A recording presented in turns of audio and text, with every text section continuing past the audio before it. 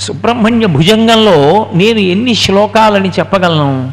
ఒక చోట అసలు ఆయన యొక్క వెలుతురు ఎలా ఉంటుంది ప్రతి అంగ ప్రత్యంగముల యందు అన్నదాన్ని శంకర భగవత్పాదులు వర్ణిస్తారు.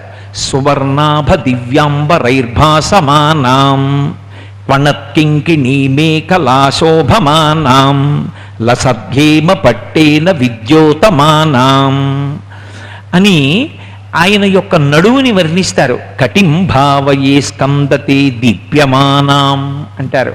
సుబ్రహ్మణ్యుని యొక్క నడువుని ధ్యానం చేయడం ఎలాగో చెప్పారు. మనకి రాదని మన కోసమని శంకరులు తన మీద పెట్టుకొని మనకు అందించినటువంటి శ్లోకాలు సుబ్రహ్మణ్య భుజంగంలో. అందులో ఆయన అంటారు, ఆయన యొక్క నడువు ఎంత అందంగా ఉంటుంది అంటేట అది సువర్ణాభ దివ్యాంబరైర్భాసమానాం, బంగారం కరగబెట్టిన తరువాత ఎటువంటి కాంతితో ఉంటుందో అటువంటి కాంతి కలిగినటువంటి దివ్యమైన వస్త్రాన్ని కట్టుకుంటాడు.